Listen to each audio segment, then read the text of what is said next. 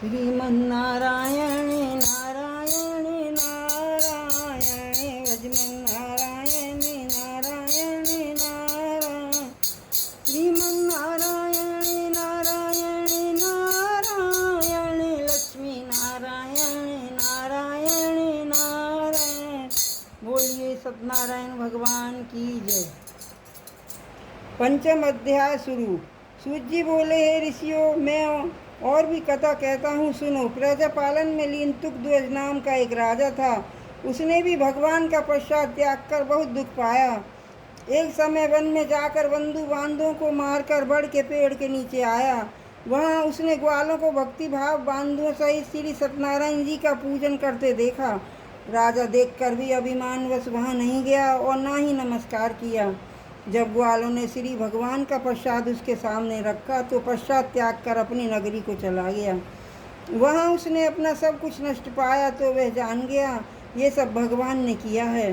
तब वह विश्वास कर ग्वालों के समीप गया और विधि पूर्वक पूजन कर प्रसाद खाया तो सत्यनारायण भगवान की कृपा से सब कुछ पहले जैसा हो गया। फिर दीर्घकाल का सुख भोग कर मरने पर स्वर्ग को गया। जो मनुष्य परम दुर्लभ व्रत को करेगा, भगवान की कृपा से उसे धन धान्य की प्राप्ति होगी। निर्धन धनी और बंधन से मुक्त होता है। धन धान्य की प्राप्ति होती है। निर्धन धनी और बंदी बंधन से मुक्त होकर निर्भय हो जाता है। संतानहीनों को संतान प्राप्ति होती है तथा सब मनोरथ पूर्ण होकर अंत में वैकुंठ हो जाता है। जिसने पहले इस व्रत को किया, अब उसके दूसरे जन्म की कथा कहता हूँ। वृद्ध शतानंद ब्राह्मण ने सुदामा का जन्म लेकर मोक्ष को पाया। उल्कामुख नाम का राजा दशरथ होकर वैकुंठ को प्राप्त हुआ। साधु नाम के वैश्य ने मोरध्वज बनकर अपने पुत्र को आरे से चीरकर मोक्ष को प्राप्त किया। महाराज तुकध्वज ने स्वयंभू होकर भगवान में भक्ति युक्त होकर मोक्ष को प्राप्त किया। इति श्री सत्यनारायण व्रत कथा का पंचम अध्याय संपूर्ण।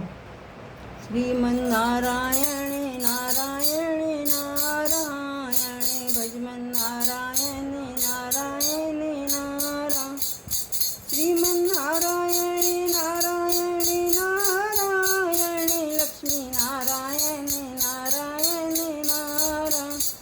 बोलिए सत्यनारायण भगवान की जय, विष्णु भगवान की जय, लक्ष्मी माता की जय। अब सत्यनारायण भगवान की आरती करते हैं। सुनिए आरती।